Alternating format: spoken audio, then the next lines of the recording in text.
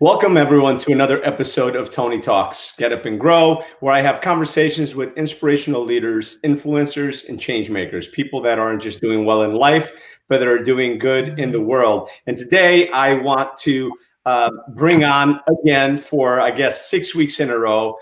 You know him, you love him. It's Brian Bradley from the Egoscue method, showing us how to get out of pain and how to live a more pain-free life. Remember, everyone, that this is not just a conversation with Brian and myself, and we will be doing some exercises. This is a conversation with all of you. So ask your questions, your concerns, make your comments, and we'd be happy to answer them and spend this time with you. So without further ado, and today we are going to do some exercises for some of you who haven't been here from the beginning. We're going to go through possibly some of the basics. So even if you've heard it before, it's always worth hearing again. Right? What's up, brother? Good to see you. If I was any better, I'd be twins. I don't even have an answer to that. Like, I don't have a comeback. How do I get to the top spot? It's a scary thought. I know it's a scary thought. So listen, I just want to kick this off by saying, because I know that your mom was a nurse and your sister's a nurse, and certainly my wife is a nurse, and you know, so there's so many nurses in our surroundings, right? Because there's nurses in our family. And I just want to honor all nurses because it is Nurses Week. And I just want to honor all of you for the work that you do, especially in these incredibly difficult times that we've been dealing with. You're really standing the line. And we know that you're the ones that really do all the heavy lifting. Respect for doctors and everything else, but the nurses are the ones that carry the weight. So thank you for all you do and for the sacrifices that you make. You really are true heroes. So thank you for everything that you do. It's a kind of a thankless job. It's, you know, two of the most underpaid jobs, I think, in the country, in the world, probably, are nurses and teachers. And people are now realizing how much that's true for teachers, especially, as well, right? And for nurses. So thank you for what you do. On both ends of those, because it's a, you know, we were just talking about this on my last call that I just finished up with all of our clinic owners and directors. We were talking to one of our functional performance guys up at the 49ers about, you know, different modalities that they're using and what we're actually, you know, the effects they're having with pro athletes and all that stuff. I love how we give so much credence on Twitter and all that stuff to go, hey, look what, you know, this football player said. Hey, let's listen to what listen to what King James said, you know, in regards to the young man that was shot down in Georgia or something like that.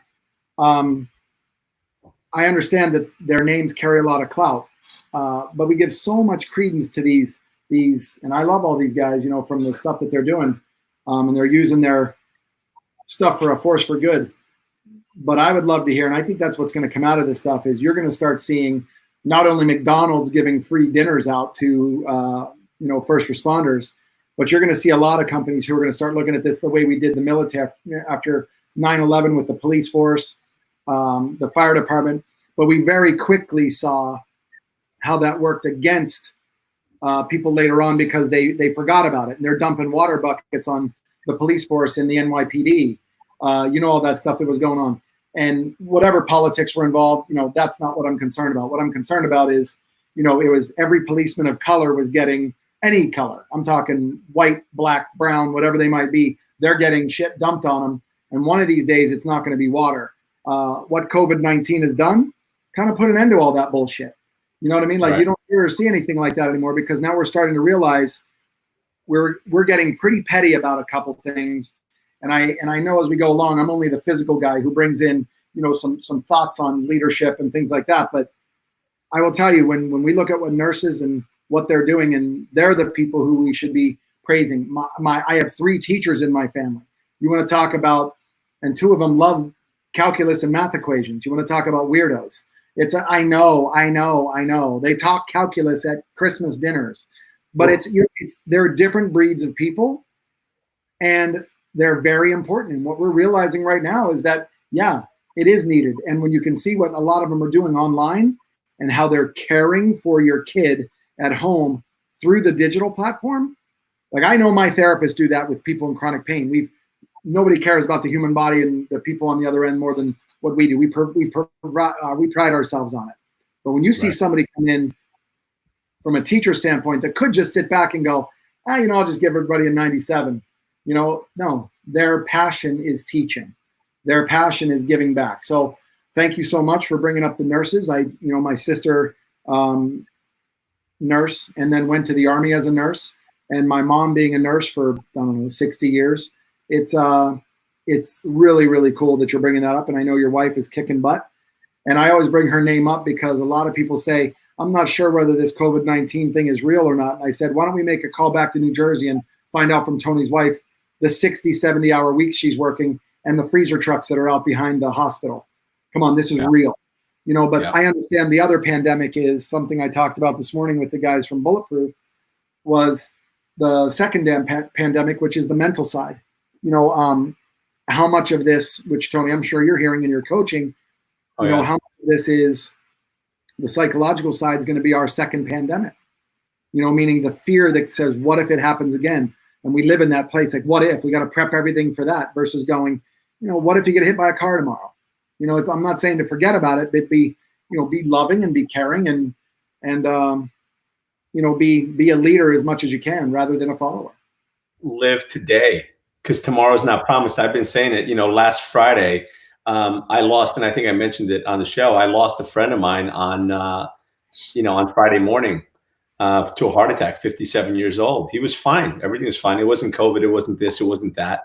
Nobody expected it to go, right? So the best thing is just to live your best life now. Be in touch with the people that you love. Let people know that you love them. Love those who love you. Love on other people. Be the best version of you, because what if? You're right. What if? What if this happens? What if that happens? What if you die? Yeah, but what if you live? Right? Honestly, what if you die? It's a where are you in your head with where you're going after this? I'm not saying you have to be a faithful spirit. Right? Suffering's over. I mean, certainly this is an interesting conversation for us to be having on this day, right? But the reality of it is, you're right. The psychological impact of this is going to be far-reaching. And again, as I've been saying to other, certainly to other fellow Tony Robbins trainers and everyone in that world, and other coaches and people that I know that are out there helping other people, and medical professionals and everything else, this is really what we've been training for, right? Is to help people in their times of crisis, in their times of needs.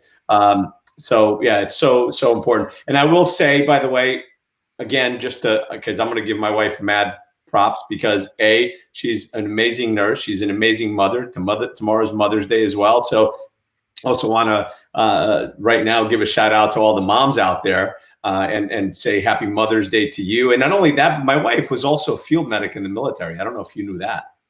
Yeah, well, she's bad. She can put up with you. That's good. Yeah, of course. Well, somebody's got to do it.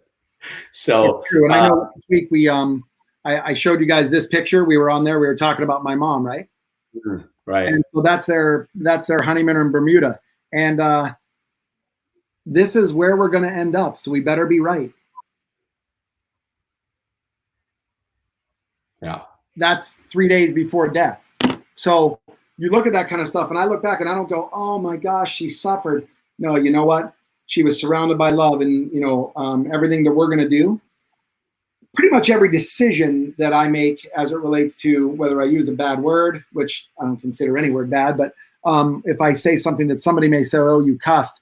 Yeah, there's a strategic thought behind it or just an emotion behind it. So, with our moms, just for those of you that have them, I can't even imagine what it's like right now with people in a elderly care facility that you cannot go in and see your mother.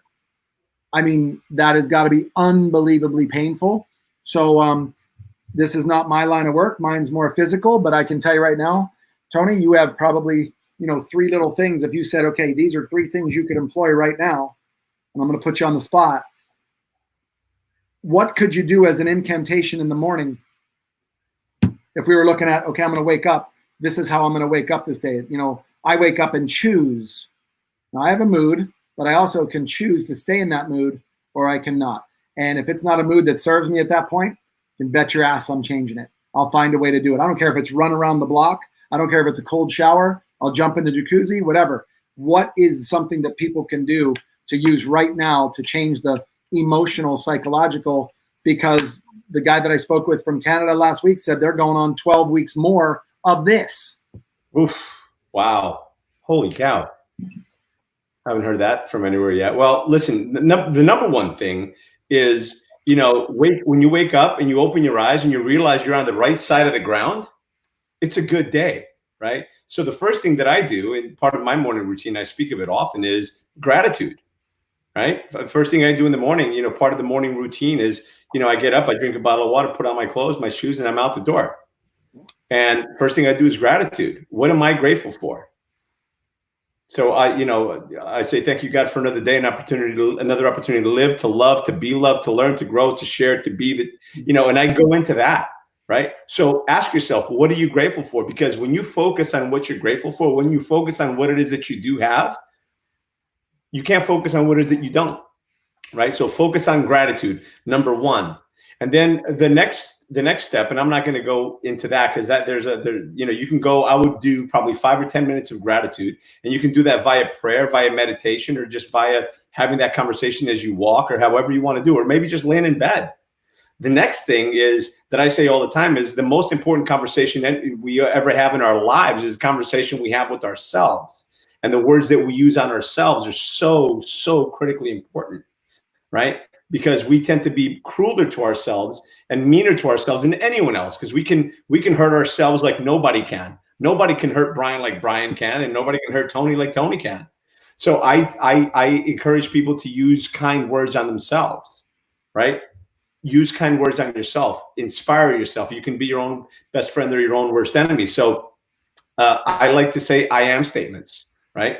Because I am, or the words I am, eu sou, je suis, je soy, whatever in any language are the two most important words in any language. Why? Because whatever follows I am follows you.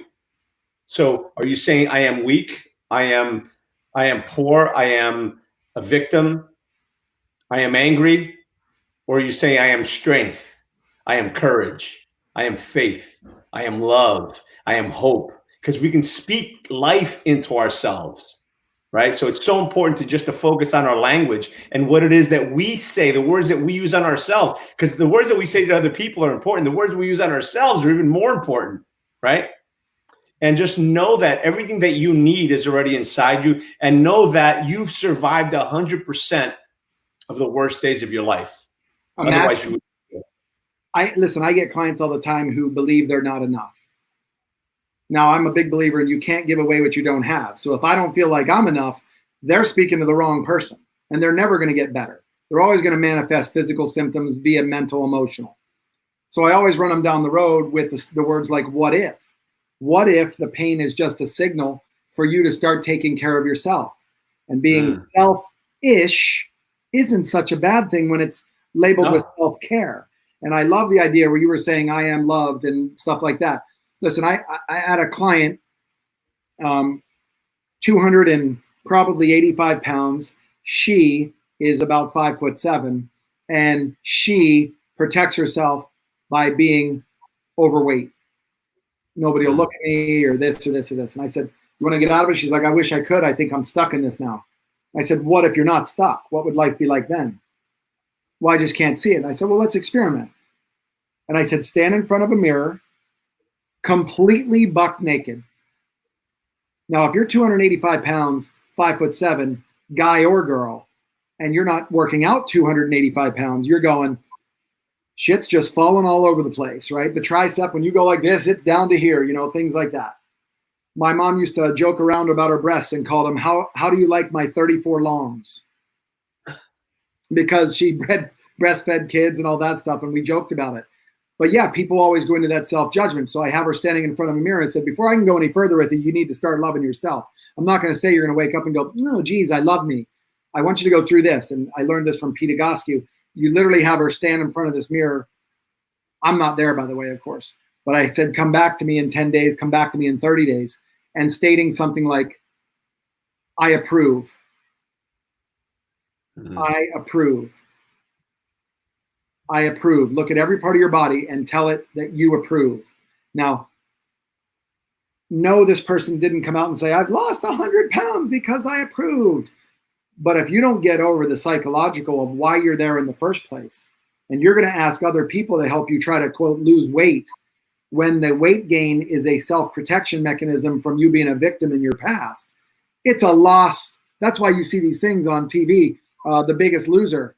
They really are the biggest loser, because what happens is, the dirty little secret about those things is many of them don't follow through, because on the show, the people are there for your psychological well-being. After the show, it doesn't continue, and you haven't solved anything because you haven't gotten to the crux of it. So it's not just about these incantations. It's really about switching that mindset. And that's where you guys in the Robbins world exceed, coming out of the Robbins Madonna stuff especially. Like, it's a game changer to go through that certification program. It is a flat out game changer.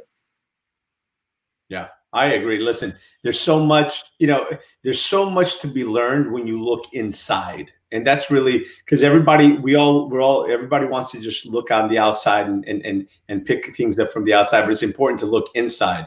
And the mirror work is such a great part. And by the way, everyone who's watching, I promise we are going to do some exercises and we're going to get into the Egoscue. But so much of this has to do with our well-being, right? It's not just physical, it's our emotional well-being. And, because Brian and I are both involved in this world, right? Because that's how we met, through this world. It's that's why this conversation is coming up. But it's so important to the mirror work I love to talk about, because you can look in a mirror and quite literally speak to your subconscious, right? And where are we usually the most evil to ourselves is in the freaking mirror. You do something wrong, you walk by the mirror like, asshole, or stupid, or you're an idiot, or look at you, or more wrinkles, or look how fat you're looking, or look at other people, great, you look like crap, or this or that or the other thing.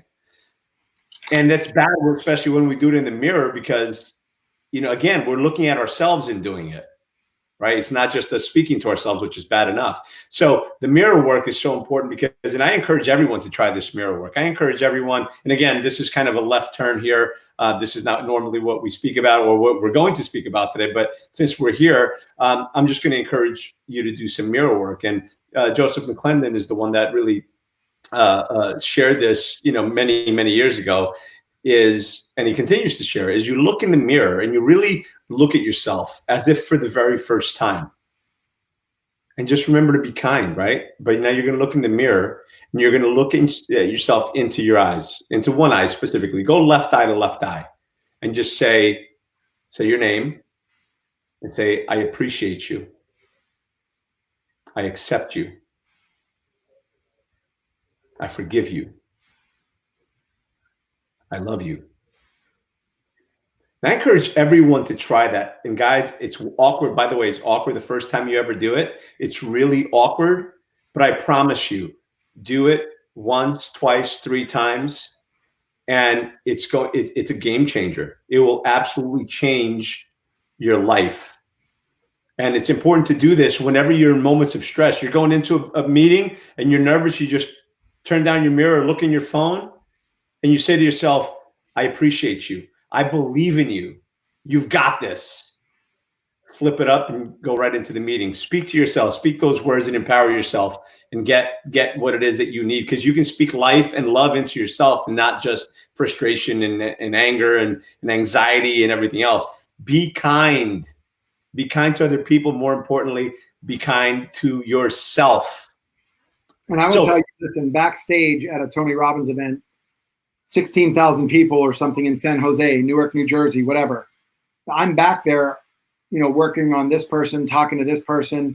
And then, Tony comes back and, he and I have known each other for a long time, but I've learned a long time ago, when he's in that mode, he's not talking to me, but I've watched him, and he's done some stuff, where he's like, I watch him right before he goes out on stage. He's doing the same thing that you're talking about right now. He's not saying, I approve, Tony, or something like that. Because he already approves, but he's centering his mind and emotions and his physical, doing certain things before he goes out, because he wants to be able to give himself as much as you want to take it. And think about that. Somebody walks out on stage like at Tony Robbins, we want to, God, I want that energy. We just want to steal it. We want to take it. Well, don't kid yourself. You are taking it from him, and he's giving it. And that was some of the biggest complaints, that his people that really, really, really are with him all the time going, dude, take it easy, take a break, take this. He's like, I'll take a break when I'm dead. Okay, these people deserve more. And guys, I wouldn't even be telling you this if I didn't see it firsthand. You know, this is not something that I just go, oh, because I'm a fan of what he does. No, I'm beyond a fan of what he does. I watched it over 20 some years grow into what it is right now. And I know a lot of people on here have already been part of it because that's why they're here. But I will tell you, it's another thing to be able to be the physical side of that, which we've talked about with McGregor.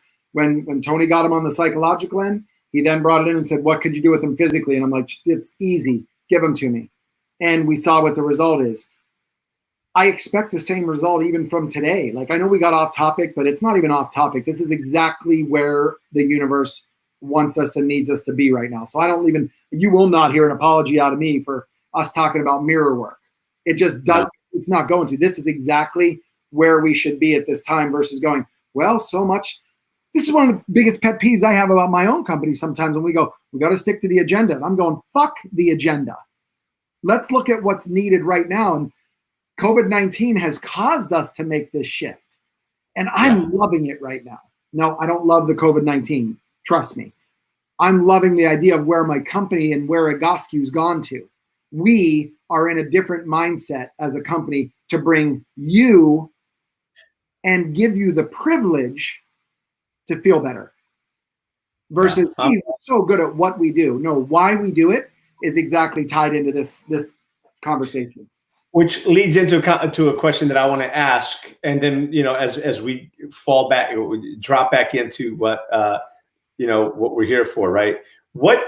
Because pain is such a big impactor in our lives, and for anyone who's in any level of pain, there's that pain that's super strong and it hurts and it's debilitating, and then you maybe treat it and maybe it doesn't go away altogether. There's that underlying pain, and then there's that dull pain that's just gnawing on you all the time, and you learn to live with it. And I listen, I live with the level of pain, kind of all the time, a lot less now because I do a lot of the Egoscue exercises. But there's a lot of people that let that pain, that just live with that pain, and it affects them psychologically in such a deep way that it literally changes their personality and who they are, right? So, and the impact that it has and the negative impact that it has in their family and their business and in life. Let me ask you this. When you see somebody and you're treating them, what do you notice? What's the biggest shift that you notice in somebody? Because obviously it's not just physical, right? It's not just physical. It's also emotional, psychological. What are some of the biggest shifts that you see? Can you imagine walking in looking like that on day one? Wow. And that's severe sciatica, stenosis, blah, blah, blah, you name it. Is there anything wrong with that posture? Yeah. Okay. He's so leaned over. It's amazing. Perfect answer. Everybody said, yeah. And then they go in, I don't ever want to be there. What if I told you there was absolutely nothing wrong with that posture? It's exactly where it needs to be at that moment, because it's attempting to adjust itself to get the compression off of the nerve. So instead of judging it, which is what I would have done coming out of, like, if you're going to medical school or coming out of university, you'd go, man, that's just screwed up. I mean, look at that. It's horrible. And then you compare them a year later. Amazing. And he did the work. But I will tell you, this guy believed he was broken until we said, well, I understand that you might be off, but you're not that far off. And the way we have to explain this, I was on three Zoom calls yesterday that blew me away. Like this female that I was on there with, she's from NorCal. If you looked at her, you'd go, I want her to be the face of my next thing that I'm putting out. I mean, it was just athletically fit and just this, and then face like this, like, yeah, I just don't know. And I said, how tired are you? And she said, well, what do you mean? I said, you got to be tired. She said, yeah, I don't get much sleep. I'm tired. So my phone call with the Egoscue clinic just now, which is still going on, I have them on another thing. They're all doing that. There is a messaging system measured via brainwaves that has a history that has to be interrupted. So if somebody I tore my ACL in 2001 mountain biking. What did I do on the brain side to get that signal that my ACL was torn, get it out of my central nervous system in my brain that says, oh no, now it's healed? It doesn't happen. You don't just go in and put in a new ACL and the body says, I don't remember the old one. That's a bunch of BS. There is an absolute history that has been written in your nervous system that says, there's that little path right there. There it is again. There it is again. And there's triggers for those. So can you imagine if it's not just, that's why when I have people who say, I will never get out of pain because I don't deserve to be out of pain. Like, I could tell you this very short story, and we have plenty of time. We'll finish up with exercises. I promise you, we'll do some stuff. But without this explanation, because we went down the psychological rabbit hole. I have a client who came to me years ago, and I remember her name, and she said, she walks in, sleeveless shirt, spiked up hair, big old guns, and I'm in San Diego. So she walks in the clinic, and my gaydar goes off instantly. So because listen, 3 of my good friends, males, females, we have differences in preferences. There's never any judgment. I give them shit. They give me shit. That's just how we live together. I love them. This one walks in and my therapist says, hey, listen, Stephanie's having some serious issues, blah, blah, blah, blah, blah. And I go, is that her over there? She goes, yeah. I go, oh, cool. She's about, here's what I'm saying. She's around my age. Okay. Which means if she's close to 40 something at that point, she grew up 30 years ago, knowing that she was whatever you want to call it, lesbian, gay, I don't even know what the hell the difference is, you know, but in her mind, she's going, I knew from when I was 8, 9, 10 years old, because I know personally with these guys, there's no fucking way this is something that's a choice for people. So I say to her, all right, come on in the office, let's sit down. And my therapist goes, oh, no. I don't need any psychological mumbo jumbo. I just need an exercise set. I said, you've gone through 7 visits with her. She's no better. And you think I'm holding on to the answer? I may have some different ideas, but I think there's something here. Long story short, we sit down. She almost jumps across the table and rips my face off because I ask her a question. What do your parents think about your, you know, and I said this, I go, your choice of lifestyle. And I just waited. And her face, I mean, she looked like she was, what I'm going to get beat up by a girl. This is not going to be good. Right? And where this went, Tony, was by the end, I told her 100 times, remember, I'm not judging this.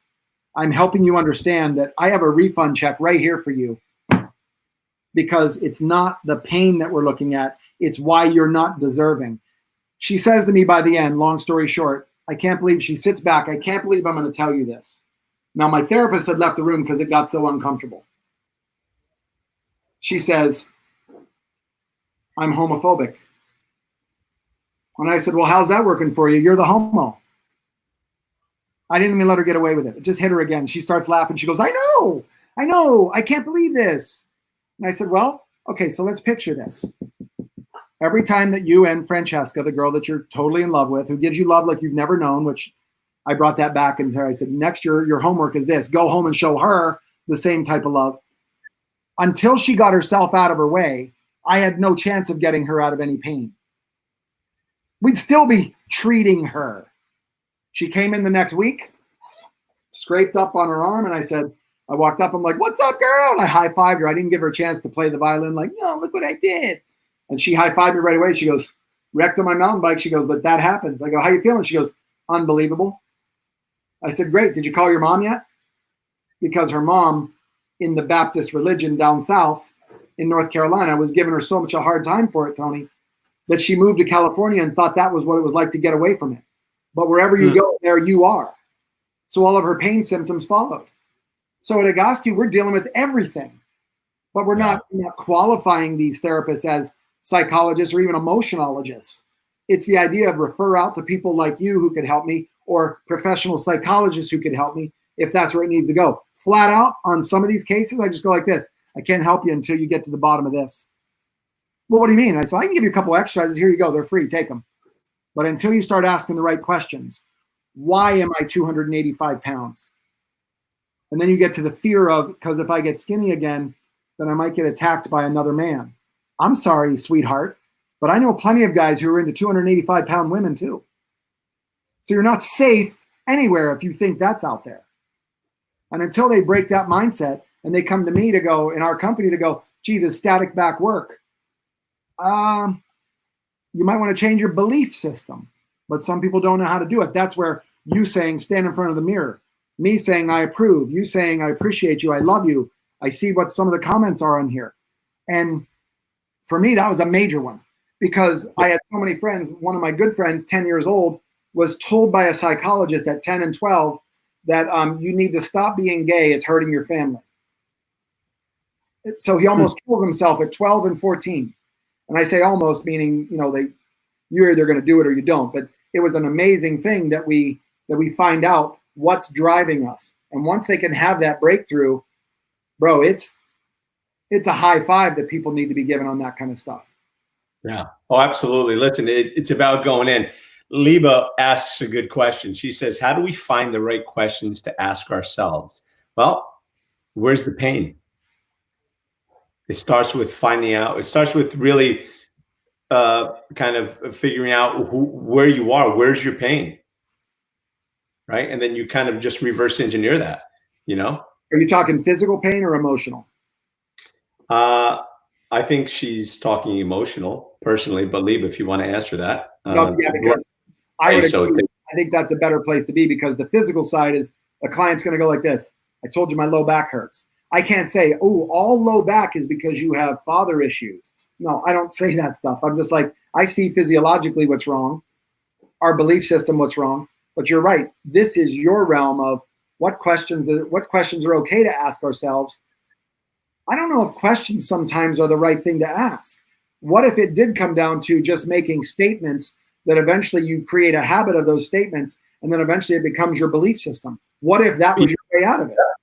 Speak love and life into yourself, right? Speak yourself into the reality that you want to live. Speak yourself into the joy that you want to live. I actually, and I'll get into a story now, and I'll make it quick. But there was someone that I worked with that was having some major relationship issues. She was being torn. It was so bad that she was on all kinds of medication for her stomach. She had ulcers and this and that. And after an hour and a half of conversation and her digging deep and figuring out her emotions, her pain went away. And I know because weeks and weeks later, we communicated and her pain is gone. So there's such a huge connection between our physical pain and our emotional pain and our psychology. Absolutely. It's so important to really get to the bottom of things and not to hold on to shit. We find ourselves holding on to pain, holding on to past mistakes, past hurts, listen, pain, my friends, is part of life, but suffering is a choice. Suffering, yep. That suffering is an option. Suffering is a choice. Yeah, it is an option and it's a choice normally. Because if you broke your leg 2 years ago and it completely healed, you don't have to suffer the pain of that injury anymore, right? So if somebody hurt you, betrayed you, or did that, and betrayal is, listen, I've unfortunately I've dealt with my share of that shit, and I'm not going to say that it doesn't sting even long after the fact. But what hurt you in the past isn't physically hurting you now. What's hurting you, you're hurting you because you're not leaving that in the past. You're bringing that with you in the future. And that's actually what's hurting you, is you're giving power to that past. You're giving power to that problem and you're not releasing it. And because of that, you're in pain today. Because of that, you're causing more pain, because until you heal what hurts you, as the saying goes, you're going to bleed on people who didn't cut you, right? You're going to continue to hurt and suffer and do those things. So it's really about acceptance. It's about forgiveness. It's about releasing and leaving shit in the back. Bad shit happens. just leave it in the back. You're supposed to, and I'm not going to get into, I have a whole talk on that, which we're not going to do now. But, shit happens, right? And when bad things happen in our life, we're supposed to take the good, distill the bad. The bad is the shit, right? It's supposed to go and stay behind you, go down the tubes, whatever. Stop carrying it around with you. Yeah, that's why we don't take dumps out of our mouth. It comes out the other end. Come on. Yeah, that's it. That's good. Little poo analogy. All right, great. Yeah. So, yeah. So let's see. Hold on. Let's see. We can hear. I have both physical and emotional pain is where I get stuck. I attach meaning to things that don't hold any meaning. Listen, nothing has meaning except the meaning you give it. And that's a Tony Robbins line. I think it's a Tony. Well, I've heard it from Tony. I'm assuming it's one of his lines, but nothing has meaning except the meaning you give it, right? If you believe it, then it's true. If you don't believe it, then maybe it's not. It's certainly not going to affect you emotionally the way that it was. But whatever you have going on in your life, you're giving it power. We make choices in our lives. It's certainly, on the emotional front as to what we're going to give energy to. And Liba, I'd be happy to have, you've got my number. Be happy to have a talk with you. Yeah. Dave, my client, sorry, go ahead. Sorry, Tony, but my clients will say that kind of stuff and going, I just don't know if I'm ever going to get out of this. I feel broken. And I listen for words. I said, wow, that's great. And then, just hearing those words back. So I understand that you have a back problem and you feel broken, like you can't do this and this and this. And I've had people say, that's what I said. I'm like, I have it written down right here. How do you really feel? I'm like, okay, God, that sounds almost pathetic. And I'm like, no. Don't judge the words. Don't judge the words. They're real words. They're coming emotionally and viscerally from somewhere. So own it and just say, wow, if I feel broken, I'm wondering if that's just a made up story. And my answer is this. Yeah, you're going to feel good in about 5 minutes. So maybe you weren't broken, bless you. Maybe you weren't broken. Maybe you were just slightly bent. And to see people's face light up that, wow, I have scoliosis and a herniated disc and all this, maybe I am just slightly bent, that's a whole different thought process because you're not judging it. Excuse me 1 second, I lost you. So go ahead and talk. No worries. Listen, some of us are bent, some of us are just a little twisted. And there's nothing wrong with that. And I'll just speak on that for a second. People think that they're broken, that something happened in the past that broke them. If you're alive, you're not broken. You're either bent, maybe you're a little twisted, but more often than not, you've been cracked, and that's okay. There's that Japanese tradition of when you break pottery, you put it back together using gold, and it makes what was once beautiful even more beautiful because of the defects that it has, because of the cracks that it has. And I tell people this all the time, that people are like, oh, well, the cracks are where the light comes in. I would argue that and say that it's from the cracks that our light goes out. Our light shines from those cracks if we allow it to. So nobody's broken. You either cracked, bent, or maybe you're just a little twisted like me and Brian.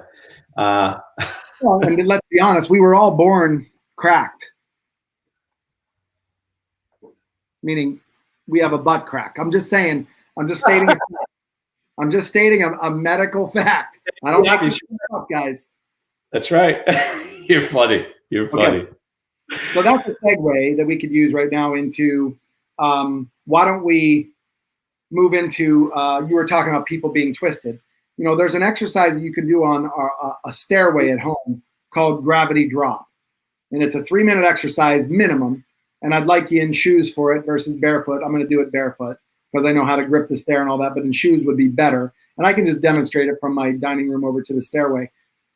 But there's a way to do this where both of the muscles that go up your back, like all the way up this paraspinal system, can actually engage and almost work like guy wires to de-rotate you.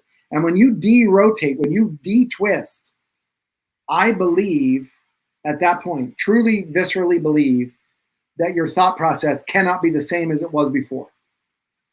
Meaning I'm having a shitty day, blah, blah, blah. Here's my beliefs. you do this one exercise, 3 minutes, keep your body in alignment, not even saying I'm enough, I'm this, but because of the physical change, you'll feel better, but at the same time, you might emotionally feel better. Okay. Are you saying that I've got to go to a stairwell? Because I mean, I could do that if I have to. Well, you can stay here and I'm going to demonstrate it. I'll just walk you out to my stairway here. I mean, you can do what you want. All right. I can do the stairs. I'll do the stairs too, to go along with it. And then one of the things that I want to do as well that we had spoken about is, because again, it's Mother's Day. I want to share some exercises that maybe we can do for expectant moms and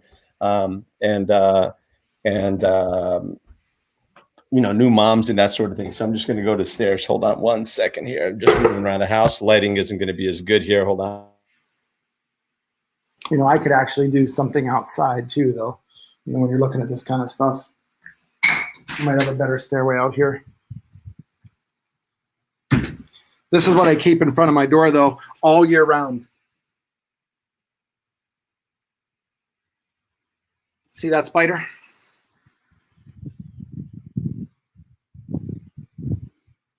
You there, Tone? Yep, I'm here. Okay.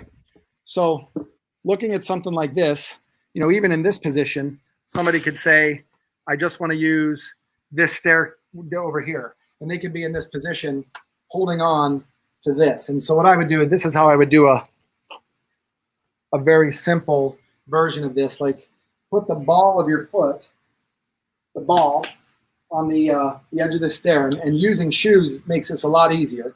Get your feet width apart. And then it's easy. I can just drop my heels down and I just feel a stretch in my calves. But from the side view, if I'm doing this wrong, let me show you. This is what it would look like. Let's see here, right there. If I'm here and I do this and my pelvis is kind of up here like this, I don't even really have to hold on to drop my heels. It's barely any movement. But if I look down my body line and I want to see where my shoes tie, I have to back my hips up to see that. You can see how my hips now have moved back above my heel, and then I'm going to hold on right here, and I'm going to keep my body vertical, and then I'm going to drop my heel in that position. So shoulder, hip, knee, and ankle are now vertical, and I just stay there for about 3 minutes. Now, if I wanted to, I could hold this with my right arm for, say, a minute and a half, and then I move over here to this side, and I hold on with my left arm for a minute and a half. Like that's sometimes how I'll do it in an airport. So stay where you are, Tony. What you want to do is you want to check to see. I would look down your body line to see where your shoes would tie, which means you'd have to back your hips up to get it there. And that's where you keep your hips, and then you drop your heels. Back you up. Let me back you up. And do you have shoes on, or are you in socks? Let me throw some shoes on. Either barefoot or shoes on, but yeah, that's what I would do. It's our crappy weather in San Diego right now.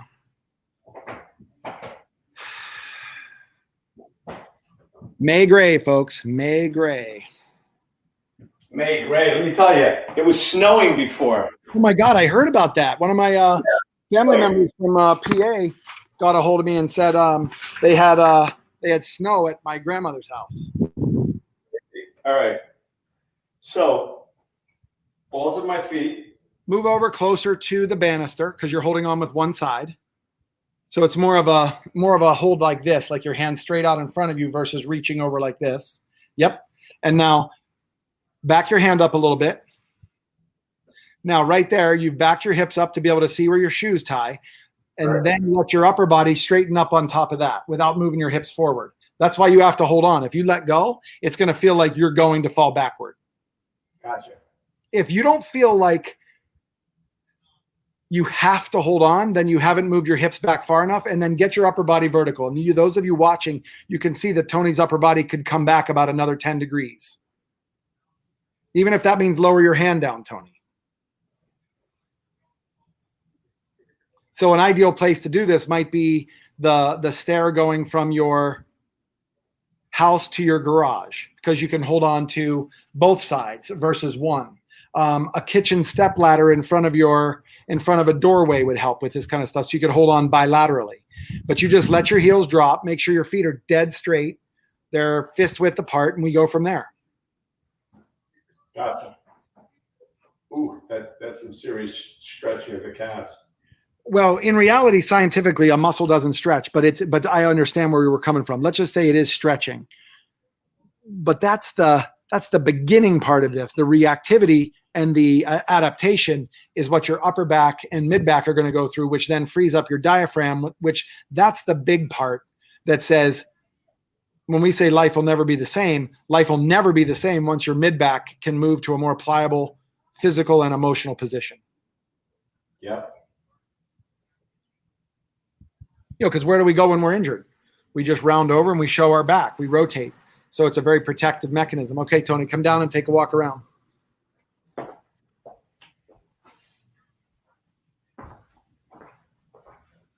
Now tell me about, like, move your back, bend over a little bit. What's that feel like? Looser, for sure. And it's not looser because you stretched it. It's looser because now the muscles that run up and down your spine are now doing their job, which then allows your pelvis to drop into a different position to do the work.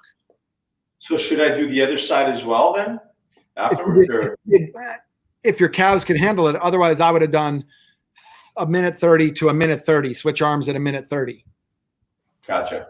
And Okay. you'd have to find another set of stairs that does that, versus because you have a banister on this side, but there may not be something for you to hold on to. Yeah, because you cheapoed out and put up the wainscoting instead. Well, you don't want to narrow the stairs. It's true. It's very true. All right. So, so let me ask you a question. What is maybe a great exercise that we can do that we can share with moms? Oh, I just realized. Oops, sorry guys. I just realized I have Instagram running, and I pulled the computer away and left everybody on Instagram watching. Well, they were actually watching me from all the way back here. In any event, so can you give us an exercise or share an exercise with us that maybe a woman that's expecting, a new mom, or maybe just a mom, a new mom that, because I know that when we had little kids, man, my wife is tough. She's, she'd hold, one kid in one hand, the other one in the other hand, and usually you're over more to one side or you're over more to the other. What's maybe a good exercise that, or just maybe it's just that sitting down with your legs elevated. What would you recommend? What would you suggest? Okay, there's a bazillion things in there, because you're saying, what would you give to a mother who A, is expecting, a mother who's post pregnancy, a mother who is a year, a mother with 4 kids, all that stuff. First of all, I would talk to them about Pete's other book called Pain Free for Women. Mm. And this book has to be amazing because it was written by 2 guys. So, it had to be, just the topic alone is a game changer. But this is one of the exercises you're talking about in the, this exercise for the,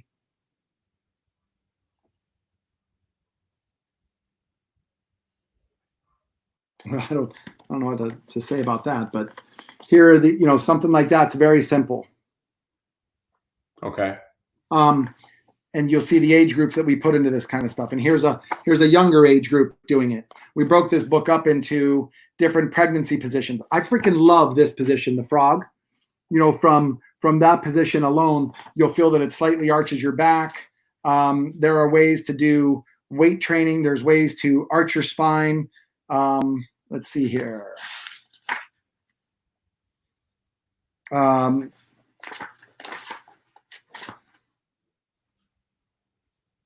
Here's a little bit of a version of what we just did, but this is a different version. This one over here called the wall drop.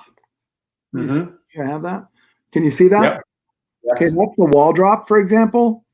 And so I know you don't have a slant board at home, but you could get your shoes on and step on a book that's maybe 2 inches thick, not the Quran, not the Bible, or any other religious book, because I'm not going to answer the lightning coming through your roof.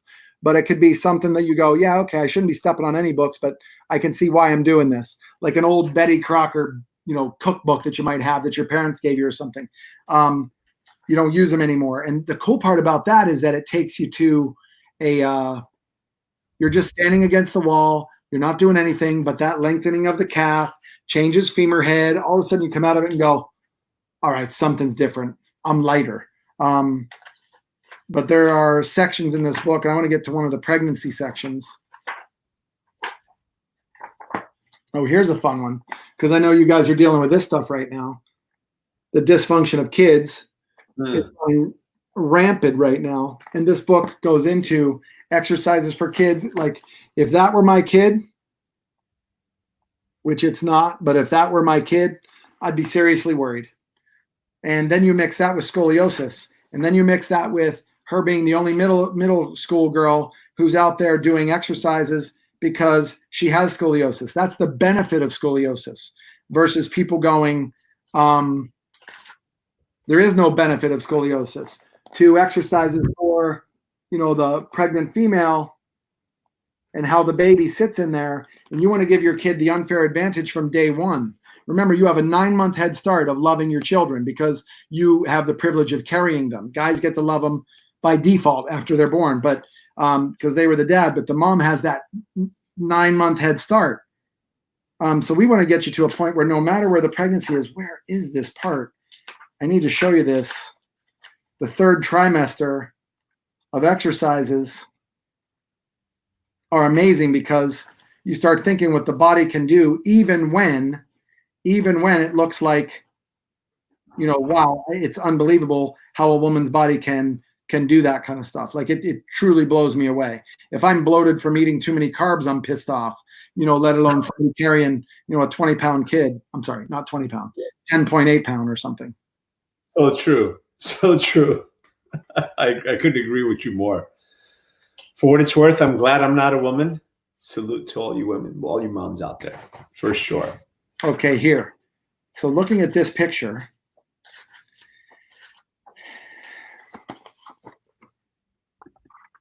I mean, people on this call who have been through pregnancy can relate to this kind of stuff.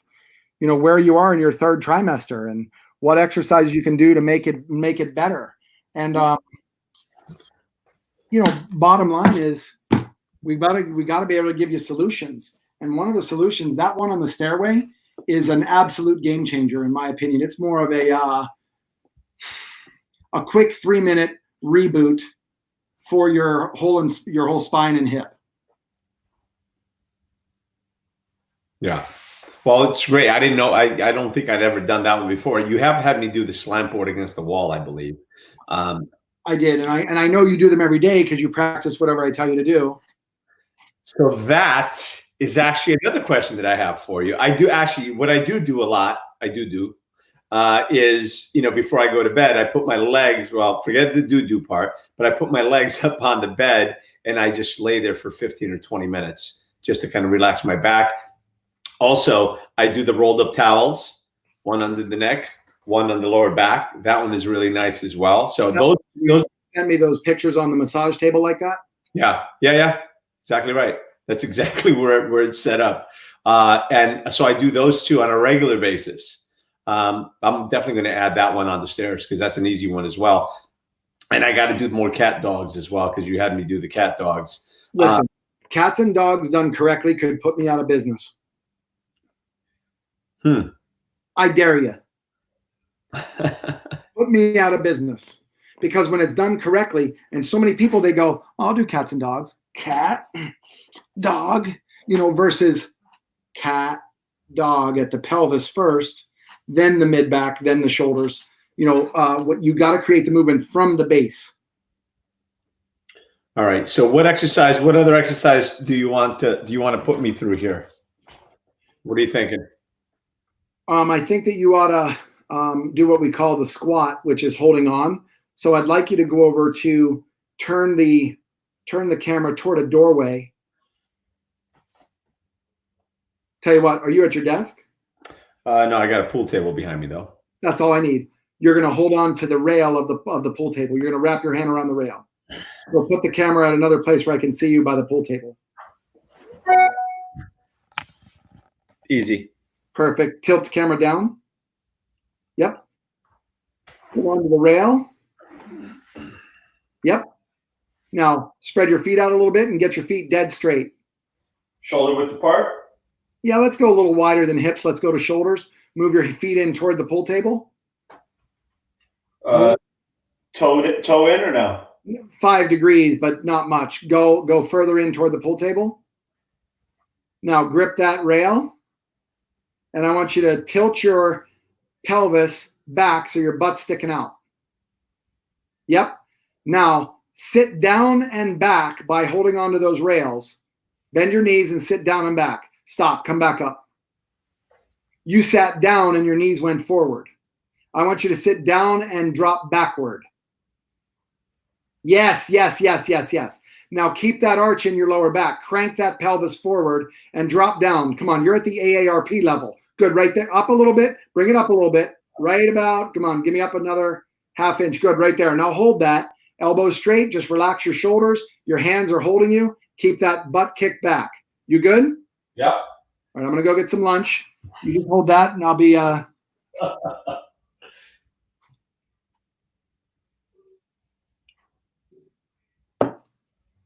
Dana, you are so right when you say this is why women get pregnant and men don't. We are tougher. You have no idea how true that is. Like, I was raised by wolves. I had 3 sisters. Let me tell you something. If they didn't like something I was doing, it was like being in a wolf pack. I got to know about it very quickly. Tony, how we doing? Starting to burn. Okay, come back up. Oh. Whew. Okay, walk around. Just tell me about low back, hips, how that feels. Oh, it feels good, actually. All right, how about you bend over, touch your toes, and see what that feels like? I can get closer to the floor than I did before. Correct, because it's not about stretching out tissue. It's about mobilizing the pelvis and engaging the right muscles that are supposed to create that movement. Awesome. Awesome. And how many times did you do that? And what was that about? About a minute, but you can hold it for 30 seconds. A minute or something. It felt like it was 10 minutes. Is that? It was really about 42 seconds. It was a joke. But let's think about this time. Think about people who go for workouts all the time, and they're doing squats. This is what Michelle and I were talking about on her call. She has this squat thing where she has to put on high heels to do it and all that stuff. I get it, because her pelvis and her leg bones don't have the right makeup to allow that to drop yet. She puts on high heels. Absolutely made the squat sexier. I told her husband that. I'm like, dude, yeah, great. Except you shouldn't have to put on high heels to do it. Right. Let's get you to a point where your body moves efficiently. That's why I don't just do this stuff every day to do it. There's a thought process behind it, which is why I'm a big believer in every coach needs a coach. You know, I'm seeing, you guys know Stephanie Z coaching. You know, she's on Instagram and Facebook and all that. And I'm going to actually see her for an appointment on Monday, because she goes, you know, it's time. I've heard you talk enough. It's time for me to take care of me. Yeah. Yeah. So self-care is not selfish, everybody. You know, to go back to the comment that you made before, self-care is essential. I tell my wife all the time, I need her to take care of herself and be a little bit more selfish. Of course, that's a little self-serving, because I need to make sure that she stays around to take care of me and Mike and our boys, right? But it's important, because you can't take care, you can't serve other people if you're not well yourself. Or you can, but there's only so much that you can give. So make sure that you take care of yourself, and doing these Egoscue exercises are so important, so important. So I had a lady the other day who asked me about, you know, off of our discussion last week, she was asking me about supplements and what we were talking about and all that. And she just, you know, I said, look, I used to really bust on companies, not bust on them. I guess I was a little too hard on the MLM portion of certain people's companies. I said, I just don't do MLM. I don't like it. That's not true. Because her company does MLM. And I was like, I'm so sorry about that. It's not MLM that I hate. It's nothing that I hate. It's the idea that the product may be unbelievably good. I am just not in that line of business of MLM. I don't like it or dislike it. I like the product of certain things. Like we talked about Juice Plus chewable vitamins for my kid. freaking amazing. Yeah, my kids are on. I'm not into the business side of it, and I refer everybody over to my quote person who signed me up. And don't get me wrong, they're always trying to get me to do more, and I'm going, I can't. I don't want to right now. It's just not what I do. This other company that we talked about with the micro daily stuff, they were talking about that, and they're going, that's one of the reasons why we didn't go MLM. I understand. You went to direct sales instead and all that stuff. I get it. My job is just to find out stuff that's working and point you in that direction. This NeuroPeak stuff that we did for brain training, like actual games that you play online that rewrite the patterns. You're going to see over the next year some stuff that my therapists get involved in, because I'm going to meet up with them as a strategic partner, and they're going to retrain these old belief systems that people don't even realize they have, that old belief system of your ACL is still deep in your DNA, and your body still says, be careful, you have a knee that's hurt. That's interesting. That's pretty fascinating stuff, because, and I jokingly say my mom had a double knee replacement. She says, oh, my knees are hurting me. My knees are killing me. I'm like, no, they're not, Mom, because you don't have knees anymore. Right. So at the end of the day, it's like you said, it's like people that lose a limb and that limb still hurts, that ghost pain. The limb is the phantom pain that's still there. They know that. So why couldn't it be that, okay, let's take it to a shitty situation. I'm in a relationship and my husband beat me. Like, I seriously had a client. This is no BS.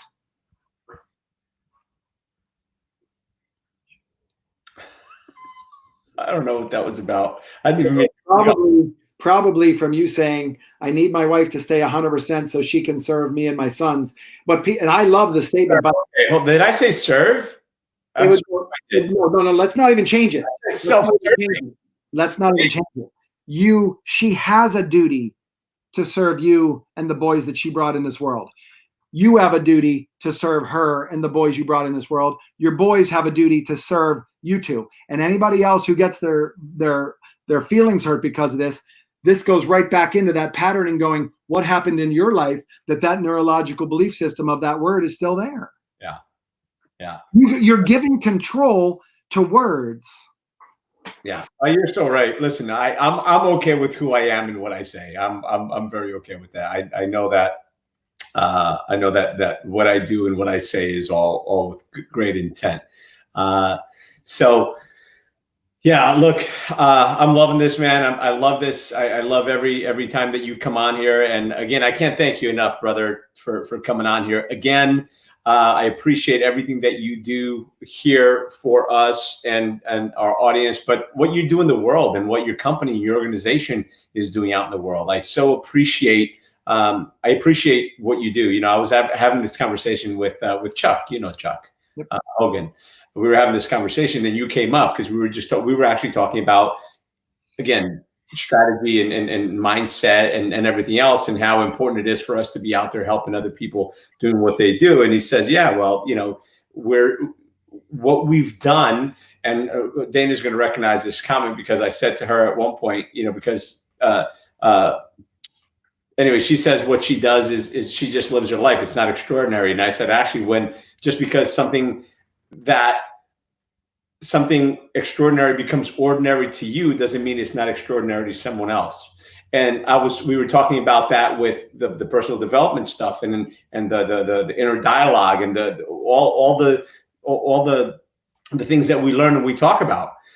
And I brought you up. I said, yeah, it's like, Brian, I jokingly said it's like, it's magic. It's not magic. And for you, it's just every day. It's normal. But for someone who's been suffering in pain for the last 10 years and they meet you and 10 minutes later, the pain is either gone or dramatically reduced, it's like magic. So I equate it, I still say that it's like you're a magician, right? Because it feels like magic, because it's the things that we do that become kind of part of a norm. But the reality of it is, listen, that's why we're sharing what we're sharing. So I appreciate you for sharing your magic, for sharing your knowledge and everything that you learned from Peter Egoscue and what you continue to do and how you continue to spread that through the world. And I will tell you, it never gets old doing it. What gets old is hearing it. Yeah. listen, if you never said to me again, I appreciate you and what you do. And look, you know how I am when I get embarrassed when people go, oh, okay, we're going to introduce Brian Bradley. Brian Bradley, Vice President of Egoscue, about 30 years. And I'm like, can I just read my own bio? When I walk out and go like this, I'm Brian Bradley. There's most likely I'm going to piss you off in the next 15 minutes or you're going to love me. Those are your choices. Let's fucking go. Dude, that's why I love you. Listen, bottom line, we can't be everyone's cup of tea, but that's okay because a lot of people drink coffee. Right? I did hear a study on coffee. Make sure that you're filtering your coffee, even if it's like me with the bulletproof press. And then I filter it now because they said somebody has now studied that unfiltered versus filtered increases the ability for heart disease, and even if it's quality coffee and stuff like that. We already know the huge benefits of coffee, but there was a study that came out, filtered versus unfiltered allows more cholesterol and heart inflammatory processes to happen. Really? So even if you filter it with a paper towel. Double filter, huh? I tried doing it out of the press, and the filter I was using from a regular coffee filter was so dang thick, the coffee never went through it. I'm like, how's this not happening? So I now use these real thick paper towels, and it takes a couple seconds, but the coffee actually looks different, and there's all kinds of stuff on the inside of the paper towel that I just look at from a placebo effect going, I just made my heart healthier. We'll find out. If I die tomorrow, we'll know. It's because you didn't have the damn coffee grinds. No, I already got those out with the French press. Right. Well, listen, man, like I said, I appreciate you anyway. I tell people, listen, I think that I love telling people that I care about what they mean to me. And you're definitely one of those people that I love and respect. So thank you for being who the hell you are. So to find Brian Bradley on Instagram, you go at the Brian Bradley, just like it says on his name right there, the Brian Bradley on Instagram, on Facebook, and you can find him on LinkedIn as well, Brian Bradley. Go to egoscue.com/ what is it? Digital. Egoscue.com/digital. You'll get some exercises, tie in to them, give them a call. It seems like magic. It isn't. It's just these exercises, and it will change your life. It's a game changer. Next time we'll do a few more exercises. But if you can also go back, join me on YouTube. Go to youtube.com and find hashtag GetUpNGrow Tony Rodriguez. And we've got 5 other episodes in the past, and we've got tons of exercises there. So find them, look them up, and share them with your friends. Next week, why don't we do anybody who's on the show, meaning watching, needs to be in the static back, which we'll explain at the beginning, and we'll do the whole show from our backs. Oh, that's interesting. And on my Instagram, remember, guys, I only put up, very serious content at the Brian Bradley. Like this last one was seriously about my mullet wig and, what it looks like being stuck in COVID lockdown. So, I have a sick sense of humor, but there's some very good information on here in regards to like this one we did a while ago on lung tissue and a discussion about being stuck in COVID-19 with bad posture. And next week we'll do a static back version, and it'll make a huge difference. Yeah, I'll figure out how I'm going to do this so we can do it on our back. It's good. And listen, if it isn't snowing, maybe we can even do it outside. Well, we won't have snow out here. So we, as in you might be screwed. So anyway, all right, brother, listen, I appreciate you. And everybody reach out and support the Egoscue method as they support you at the end of the day. Because if you're healthier and if you feel better, you're going to be happier. You're going to have a better relationship. You're just going to be happier and healthier, man. And who doesn't want that? Anyway, don't go away, Brian. Everyone, thank you again for watching. I appreciate every single one of you. Thank you for your support. Thank you for watching and for sharing. And for all of you nurses, again, I commend you. I love you. I appreciate everything that you do and who you are and how you show up, and for doing all that gross shit that none of us want to do. So I appreciate you guys. Thank you. And again, for you moms who do a lot of the same things, I just want to say thank you to my mom and certainly to my wife and to all the moms out there that are with us and those that are no longer with us. Thank you for your heart. Thank you for your love. Thank you for everything that you do for all of us. So thank you. And remember, my friends, that life is not about how many times you fall. It's about getting up after every fall. And it's in falling down that we learn, in getting up that we grow. And every single time we fall, we have the opportunity to get up and grow. Appreciate you, my friends. That's it for tonight. Ciao for now. Oh, join us on Monday, Marketing Monday. Marketing Mondays with Scott Martin, a mutual friend of ours. And by the way, on Tuesday, we have Master Co back again to share some meditations with us. So be sure to join us. I appreciate you. Thank you for watching. Ciao for now. Happy Mother's Day.